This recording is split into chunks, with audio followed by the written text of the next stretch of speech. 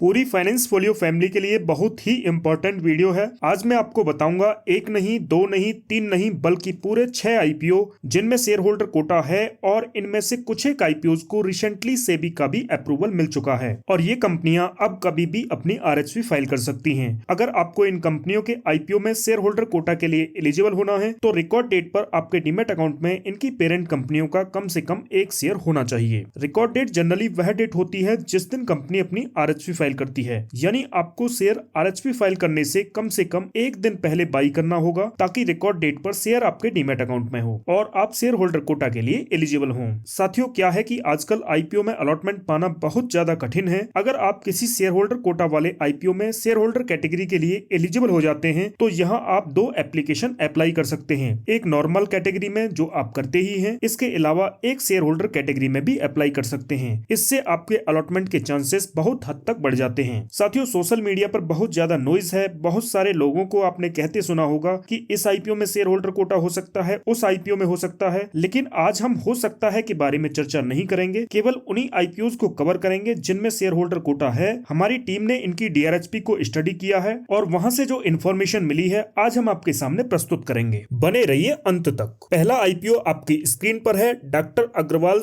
Health care limited. साथियों, इस company ने 27 सितंबर को अपनी डीआरएचपी फाइल की थी और अभी रिसेंटली 2 जनवरी को इसको सेबी का भी अप्रूवल मिल चुका है। अगर हम इस आईपीओ का इशू साइज देखें तो इसमें 300 करोड़ का फ्रेश इशू है। इसके अलावा करीब 7 करोड़ शेयर ये ऑफर फॉर सेल के जरिए भी ऑफलोड कर रहे हैं। संक्षिप्त में हम इस कंपनी का बिजनेस भी देख लेते हैं। ये कंपनी एक आई केयर सर्विस प्रोवाइडर है जो आईज का सर्जिकल और नॉन सर्जिकल दोनों ही तरह का ट्रीटमेंट करते हैं। इसके अलावा इनके आईज से रिलेटेड कुछ एक प्रोडक्ट हैं, उनकी भी ये सेलिंग करते हैं। आई केयर सर्विस प्रोवाइडर में अगर मार्केट शेयर देखें तो इनके पास लगभग 25% है। लिस्टेड और अनलिस्टेड पीयर्स में इनका सबसे बड़ा नेटवर्क है। 31 मार्च 2024 तक इनकी 180 सर्विस फैसिलिटीज थी। ज्यादा डिटेल में हम इस पर डिस्कस नहीं करेंगे, तो आपको बेसिकली इसका बिजनेस मॉडल समझ में आ गया होगा कि पहला है आई केयर सर्विसेज प्रोवाइड करती है जिसमें सर्जिकल और नॉन सर्जिकल दोनों ही प्रकार के ट्रीटमेंट प्रोवाइड कराते हैं। इसके अलावा इनके जो कुछ एक प्रोडक्ट बताए मैंने, इसमें है ये ऑप्टिकल्स, लेंस और उससे रिलेटेड एसेसरीज की सेलिंग करते हैं। इसके अलावा कुछ एक आई केयर रिलेटेड फार्मास्यूटिकल प्रोडक्ट्स की भी सेलिंग करते हैं। साथियों, आप अपनी स्क्रीन पर इसके डीआरएचपी को देख सकते हैं। इसमें इसने एलिजिबल आई हॉस्पिटल लिमिटेड के शेयर होल्डर्स के लिए शेयर होल्डर कोटा अनाउंस किया है, यानी आपको इस कंपनी के आईपीओ में शेयर होल्डर कोटा के लिए एलिजिबल होना है तो आपको इसकी सब्सिडरी कंपनी जो ऑलरेडी स्टॉक मार्केट में लिस्ट हो चुकी है, डॉक्टर अग्रवाल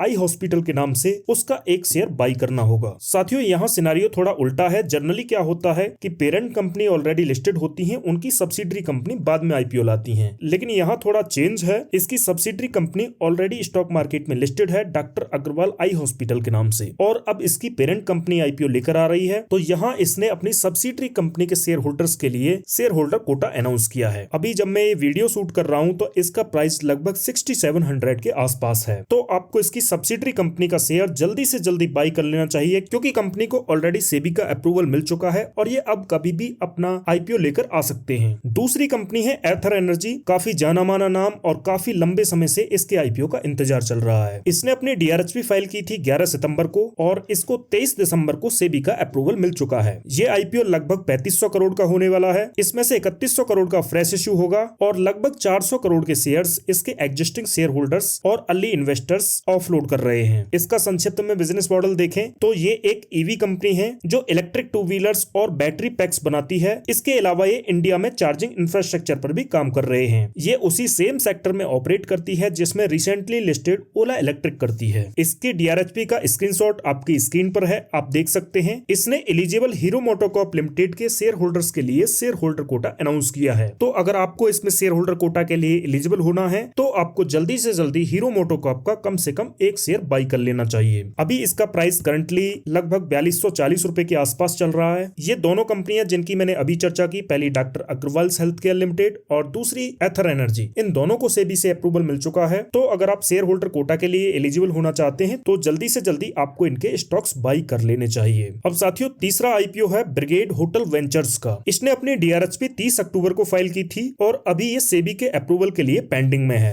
जैसे ही इसको सेबी से अप्रूवल मिलेगा आपको टेलीग्राम और व्हाट्सएप चैनल के माध्यम से ये जानकारी साझा कर दी जाएगी। उसके बाद आप इसकी पेरेंट कंपनी का स्टॉक बाई कर सकते हैं। अभी आपको शेयर होल्डर कोटा के लिए इसकी पेरेंट कंपनी का स्टॉक बाई करने की कोई जरूरत नहीं है। इसके लिए आपको वेट करना चाहिए और ध्यान रखना चाहिए कि कब इसकी DRHP अप्रूव्ड होती है। ये IPO 900 करोड़ का होने वाला है और पूरा का पूरा फ्रेश इश्यू है। अगर हम इनके बिजनेस मॉडल को संक्षिप्त में समझें तो ये एक हॉस्पिटैलिटी सेक्टर की कंपनी है जो सेकंड लार्जेस्ट ओनर है चेन एफिलिएटेड होटल और रूम्स में साउथ इंडिया के अंदर। अब हम इसकी DRHP को देखें तो इन्होंने BL शेयर होल्डर्स के लिए शेयर होल्डर कोटा अनाउंस किया है और अकॉर्डिंग टू DRHP इनके लिए इस IPO में 10% का कोटा रिजर्व किया है। तो यहाँ आपको शेयर होल्डर कोटा में एलिजिबल होने के लिए BEL यानी ब्रिगेड एंटरप्राइज लिमिटेड का शेयर बाई करना होगा। अभी करंटली इसका प्राइस 1295 के आसपास चल रहा है। चौथे नंबर का IPO है HDB फाइनेंशियल सर्विसेज। इसके IPO की भी काफी लंबे समय से मार्केट में चर्चा है। इस कंपनी ने अपने DRHP 30 अक्टूबर को फाइल की थी। फिलहाल ये भी सेबी के अप्रूवल के लिए पेंडिंग में है। ये IPO 12,500 करोड़ का होने वाला है,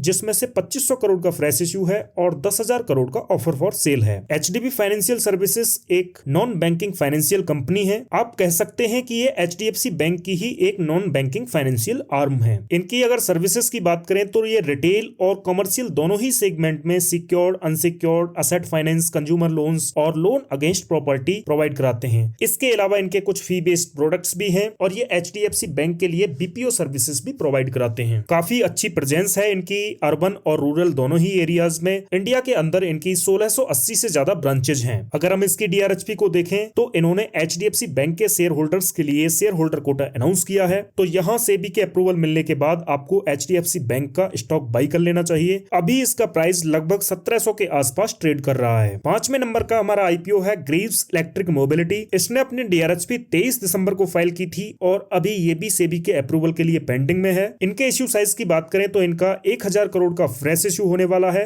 और तकरीबन 19 crore shares offer for sale के जरिए ऑफलोड किए जाएंगे। ये भी एक EV कंपनी है जो इलेक्ट्रिक 2 व्हीलर और 3 व्हीलर दोनों ही सेगमेंट को टारगेट करते हैं। इनके काफी सारे 2 व्हीलर और 3 व्हीलर हैं, अलग अलग ब्रांड से आप अपनी स्क्रीन पर देख सकते हैं। 2 व्हीलर में नेक्सस, मैग्नस, रियो और इसी प्रकार इनके इलेक्ट्रिक 3 व्हीलर्स के भी 3 टाइप्स हैं। इसकी पेरेंट कंपनी है ग्रीव्स कॉटन लिमिटेड, जिसका अभी प्राइस लगभग 278 के आसपास ट्रेड कर रहा है। और 6वें नंबर का IPO है हमारा हीरो फिनकॉर्प। इसने अपने DRHP 31 जुलाई को फाइल की थी और ये भी अभी सेबी के अप्रूवल के लिए पेंडिंग में है। इसका इश्यू साइज लगभग 3668 करोड़ का होने वाला है, जिसमें से 2100 करोड़ का फ्रेश इश्यू है और 1568 करोड़ का लगभग ऑफर फॉर सेल है। ये भी एक NBFC है जो रिटेल, MSME और CIF लोन प्रोवाइड कराती है। अगर रिटेल फाइनेंस में देखें तो काफी सारी लोन सर्विसेज प्रोवाइड कराते हैं, vehicle loan, personal loan, mortgage loan. इसी प्रकार ये MSMEs के लिए सिक्योर्ड लोन और अनसिक्योर्ड लोन दोनों ही तरह के लोन्स को प्रोवाइड कराते हैं। CIF लोन में ये कॉर्पोरेट और इंस्टीट्यूशनल कस्टमर्स जैसे कि